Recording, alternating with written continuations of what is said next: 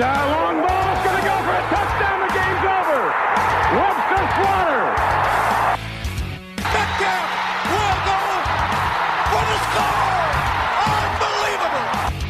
45-40. Run, William, run. He's got blockers in front. 5. Touchdown. Joshua Cribbs turns disaster into a score. Sight wants it all on this one for Ovid, and he is there. Jim Brown to the 30. Jim Brown is going to go in for another touchdown. The Cleveland Browns select Baker Mayfield. Wow. It is Baker Mayfield. I woke up feeling dangerous.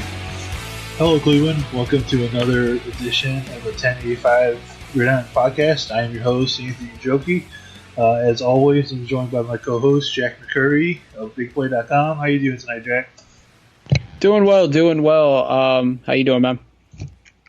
I'm doing good. It's been a long day for me. I don't really get up early, but because today is the first day of training camp, I got up early, made my way out there, and I'll tell you what, the energy in that place was really electrifying, and it's just the tip of the iceberg of what's to come for the rest of the season. Oh, definitely. I know, and it's been a while since I've been out to training camp. When I was out there, it was 2013, and there was a buzz there, but I guarantee it was nothing comparable to the buzz that you felt, and I'm sure a lot of other Browns fans felt.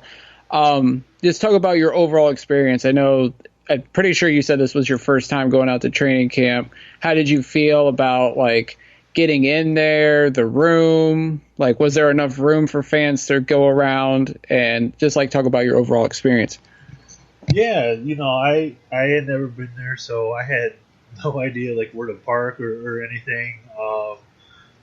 So I asked on Twitter. One guy actually told me to park at the Berea Rec Center, which was a brilliant recommendation because you park at the Berea Rec Center, you walk down 3rd Street, and then maybe a couple more blocks is the entrance, because the entrance for training camp is on the back side of the facility. So if you walk up, Lou Groza Boulevard, you actually have to walk all the way down to where 3rd Street is and then cut over. So it was a much shorter walk. It was maybe less than a 5-minute walk from parking, which was absolutely brilliant. I will never complain about that. Once I got inside, I don't like to sit and watch things. I like to roam around. Even when I go to Indians games, I like to maneuver around the stadium, different places and whatnot. So I found a few different spots to stand and record some videos, which you guys hopefully saw over on the 1085 Gridiron Twitter page, and posted those. But yeah, I thought that it was very well run. There was a lot of open space. The only thing I would like more of, and even though I said I don't sit much, I think that there could have been more bleacher space. I think there's a lot more room to do so. If these events are continue to be packed like they are, I don't think today was as packed as it's going to be on Saturday. But it was just a great experience. Everything, from what I could tell, ran really smoothly. Just practice in general. I checked out the team shop, bought a couple things. So overall, it was just a fantastic experience. Well, that's awesome. I'm glad you had a great experience. I know when I went, it was a great experience. I wish I could be up there this year, but obviously tickets are hard to come by. Let's talk about the on-field product. I mean, from what you posted, it looks like Baker and Odell put on a show today, and a lot of the wide receivers did, not just Odell. I seen Blake Jackson got some run today.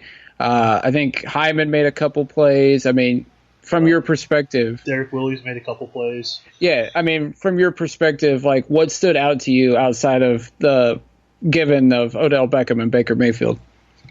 One of the major things that I saw, and maybe I wasn't looking for it, but it caught my eye, was the speed on defense from our two rookie linebackers, Sione Takitaki and Mac Wilson. Those two guys can absolutely fly around the football field. And, say what you want about Joe Schobert and Christian Kirksey, those guys don't have the speed that Sione and Wilson have. So I'm very excited to see once we get into pads and into the actual preseason games, watching those guys more closely because I think that they could really have an impact on the defense. There's been a lot of chatter about the linebacker depth is very limited. If those two guys are able to contribute at all, I think that is going to be a lot better than some people expect. Another player that caught my eye was Dearness Johnson, a running back. He was working with the second team, or I guess you could say third, fourth string. I don't know, whatever you want to call it. But he is really fast. He was able to get to the outside with relative ease. I was impressed with him. I was impressed with Drew Forbes, the lineman, watching him. The rookies seem to be the story for me from some of the different things I saw. I wanted to get a closer eye at them because obviously this is the first look that anyone has had, and I thought that Taki, Wilson, Drew Forbes, all those guys, put on a good show today. Yeah, I've seen a lot of people talk about Taki and that he only knows one speed, and that's fast. And, of course, he got into that almost a major scuffle with Duke Johnson. With Taki, hopefully, the coaches kind of reel him in a little bit because if you're playing on one speed like that and that's fast, that's a cause for concern because I think an injury could creep in. But to hear that the rookies came out and performed well on the first day is a good sign. You just hope with Taki that they kind of reel him in just a little bit. I don't want him. I don't want them to reel him in at all. I love the speed that he plays at. The hit on Duke Johnson was not that hard. It might be a little hard for training camp standards, but it was nothing to write home about. So I know Duke's looking out for his health, and I can't blame him for that. But the hit wasn't that bad. So, but I love to see the fire on both sides between him and Duke Johnson, and it just kind of set the mood for the rest of those plays that they were running because it looked like after that both sides went at it a little bit harder, and I love to see that kind of competition. You got to see him in person. What is Odell Beckham like, even in a practice situation? What's it like to watch such an elite talent like live and in person at a training camp? I don't know if he's human. There's all the talk of storming Area 51, and I think Odell was in that facility at some point because he's just able to glide across the field with such ease, and he makes extreme catches look really easy. You saw the first two plays when it was first team offense, first team defense against each other. Those two plays, or those two catches that he had on the sideline, those are incredible. I mean, those are Sports Center top 10 worthy catches on the first two plays of training camp. It's absolutely insane. The things that he's able to do, not to mention the move that he put on Denzel Ward later on to score a touchdown. It's an incredible thing to watch, and there's a lot that's made about his work ethic, how hard he works. You can see that in the individual wide receiver drills. He had the best footwork out of all the receivers. Sometimes the real stars can take those drills kind of lightly, and he attacked all those drills, like they were playing a game. It's just how he's built, how he's wired, and it was just a phenomenal thing to watch. One of the things we didn't really talk about, leading up to camp was the one-on-one battle that we were going to get to witness between Odell Beckham and Denzel Ward. And, they asked Ward after practice what it was like working against Beckham, and he goes, "We are going to get each other better. We are just out there competing and getting each other better, trying to help this team win." And I think that's great for Denzel Ward's development.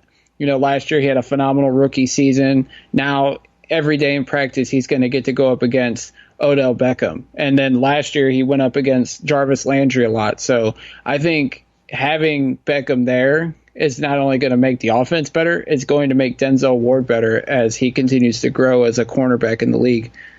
Absolutely. And it's kind of like a couple years ago when Myles Garrett was a rookie and he was going up against Joe Thomas every day. You think Myles loved that? Absolutely.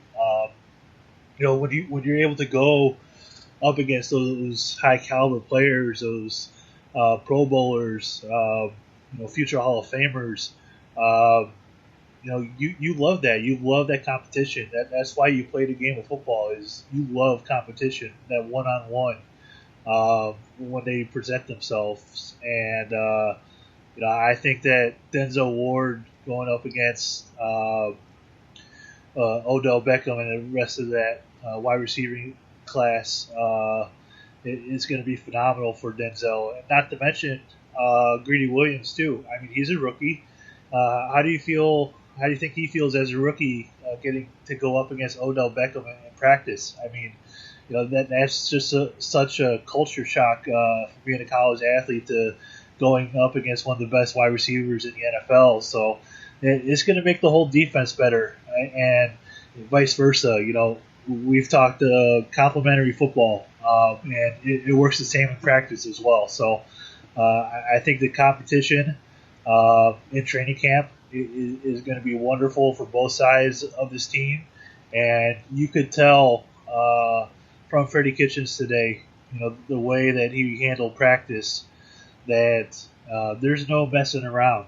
And there were a couple plays where the third string offense had a couple false starts. The defense jumped off sides, and Freddie was not happy about it. He made him run the play over and over again until it was successfully ran. And I just love to see that. Practice ran over almost a half hour today. So Freddie is not going to mess around, and he's just one that sets the entire tone for the football team of having that competition and breeding competition throughout training camp. And it's certainly going to be a fun thing to watch. Yeah, I absolutely love that out of Kitchens. The media members were asking, last year's opening session was stopped early. He goes, did you make it a point to extend it? And Kitchen goes, yeah. He goes, we're going to keep going until we get it right. He goes, we have a mandated time during the spring of how long we can go practice. But he goes, now that we're in fall camp, he goes, we can run these as long as we want. And he goes, and that's what I'm going to do until we get things right. And I love that. I love that he's going to hold the players accountable, much like the previous head coach didn't do. And that he's going to make sure that everything is perfect or close to perfect to make sure that this team is fully ready to for the season to be started and to stop those mental mistakes and to make sure that everything's timed perfectly and that everybody's held accountable. Yeah, absolutely. And for him to hold everybody accountable is only going to make him look better in front of the eyes of the football team. And, as someone who preaches competition, preaches, what their goal is to win the Super Bowl, gives us all those fantastic one-liners. I think accountability as a head football coach is at the top of the list, and I believe that Freddie is going to be able to hold everybody to a high standard and hold himself to even a higher standard. When you talk about Kitchens holding people to a high standard, Wednesday during the pre-camp press conference with him and John Dorsey, he got mad towards the end of it because the media spent half an hour talking about the offense and more specifically Baker and Odell. And, he stopped and said, we've gone a half hour and you guys haven't asked one damn question about the defense. And, that was one of the topics I wanted to talk about was, do you think the defense is getting enough respect, or do you think they're being disrespected right now because all eyes are on the offense? Or do you think that the defense is relishing in that because, everybody's focused on the offense, but, the defense could be a quote unquote sleeping giant. John Dorsey's used the sleeping giant term a lot. And, this defense could definitely be just that. Yeah, I don't know if they feel disrespected. I'm sure they love the fact that nobody's talking about them. They don't have to answer many questions. They can go about their business, put in the work, do what they need to do to get ready for the season and not have to worry about things. And I think that it won't be long into the season that everybody will be, maybe not everybody, but most people will be talking about the defense and how good this defense can potentially be. When we had Jake Trotter on last week on our show, he said that this Browns defense can be a top 10 defense. And, if they're able to get Mike Daniels, who, we'll talk about here in a little bit, maybe you're looking at a top 7, top 5 defense. And, the longer you go without really hammering these players with questions and putting high expectations on this defense, I think the better it's going to be for these players down the road. And look, I have no problem with nobody talking about the defense. I know Freddie does because he believes everybody on that team should be treated equally. When it comes to coverage and whatnot. So I know that he was upset about nobody asking him questions about the defense, and I think the defensive guys maybe won't feel disrespected about it, but it's just going to fuel them, to play that. I'm not saying play the underdog role, but play that card of, all right, nobody's talking about us. Let's go show everybody what we're all about. Yeah, I think that's the exact mindset that they want. They want to have that chip on their shoulder, much like, Baker and the offense does.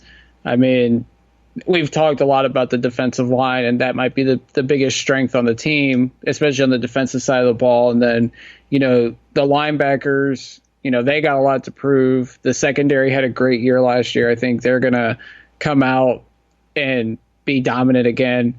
I fully expect this defense, they're going to lay in the weeds because the focus will be on the offense, but this defense is going to come out and punch people in the mouth right from the onset week 1 against Tennessee. And I do think this has the potential to be a top 7, at least a top 10 defense for sure. Oh, definitely. They could definitely be that kind of caliber defense. And one of the things we didn't have a chance to talk about is week 1, Taylor Lewan is going to be suspended for that game. And I know Myles Garrett said on Twitter he wants him to be there, but if Lewan isn't able to play, that's just going to help the defense get out to an even better start. And look, I don't think the defense is going to have as many turnovers as he did last year. That was kind of a rare thing that the Browns did last season. But I think they're still going to show that same aggressiveness, play with that same enthusiasm that they did last year, and maybe even more than they did. And the opportunities to take the football away and give it to this explosive offense is definitely going to be there, and that's something that they're going to have to capitalize on.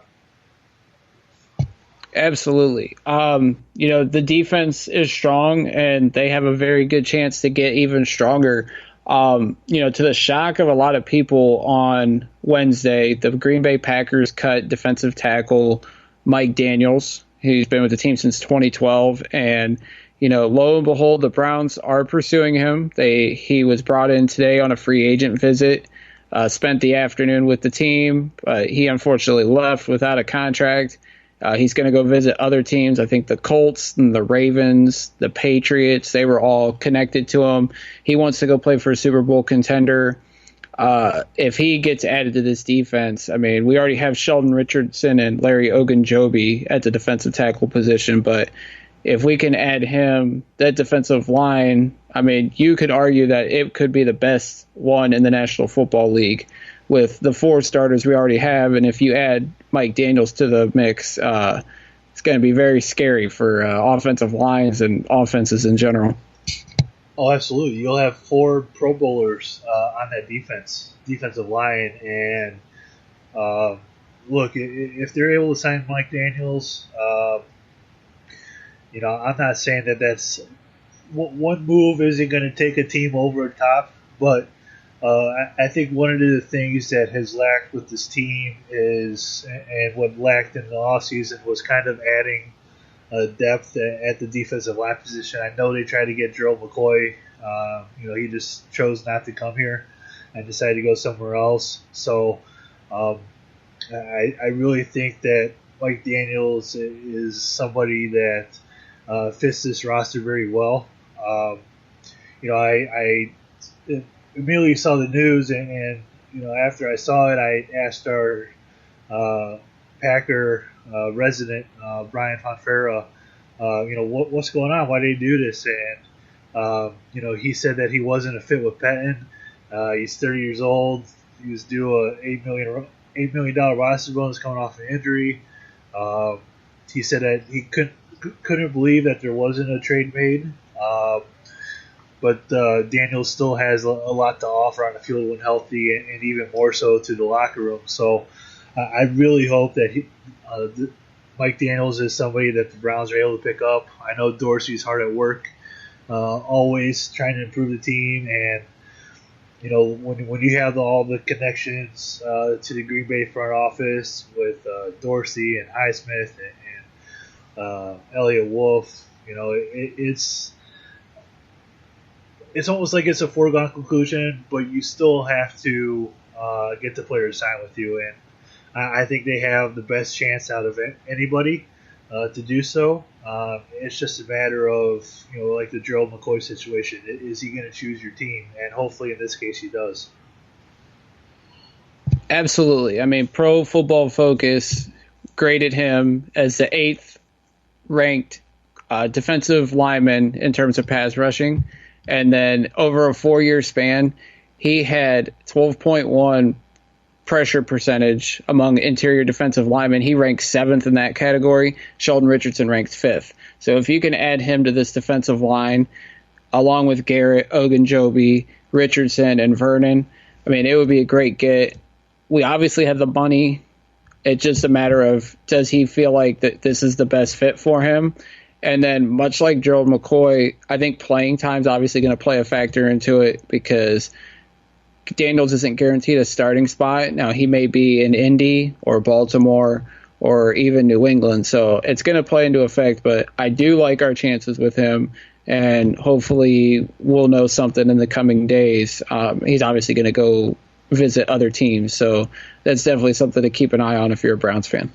Yeah, I don't know if the playing time is going to be a big factor in this because last year Myles Garrett and Larry Ogunjobi played way too many snaps. I know, at least I would think that they would want to reduce that, especially when you're potentially looking at a playoff run. So the more quality depth that you can add to this team, the better. And when it comes to playing time, there'll be enough snaps for everybody, and I really don't think that that'll be too big of an issue. Absolutely. Anthony, is there anything else you want to cover before we get on out of here? No, I think we're all good. This is weird when we do this reverse and I'm answering all the questions. It's different. We'll definitely do it more often, and I like this format, so we'll continue to do it every once in a while. Absolutely. I like it as well. Go ahead and plug everything you got going on. We'll get out of here. As always, you can follow the show at 1085 Gridiron on Twitter and on Facebook. You can follow me personally at Anthony Joki, Joki. I did a podcast with Mac Robinson over on the Hurry Up podcast, so be sure to check that out. I also want to tell Mac because he landed a spot at the OBR, and I'm thrilled for him. He's such a good dude. So I'm excited that he was able to land that. So sure, check out his work there and check out the podcast that we did together. It turned out really well. And you can find that podcast on iTunes. Same with ours as well. Or not iTunes, Apple Podcasts. You can find it on any platform they can think of, including Spotify, iHeartRadio, Google Play, and the aforementioned Apple Podcasts. So we absolutely appreciate it. Thank you for listening. Yeah, absolutely. And congrats to Mac. He's always been good to us here on the podcast, and we're looking forward to his coverage at the OBR. You can follow me on Twitter at jmccurrycle. You can check out my work at bigplay.com and thenorthcoastsports.com. I just put a piece up there on Thursday night talking about how the Browns defense is out to earn their respect this season. So definitely check that out. And as always, as we get on out of here, go Browns.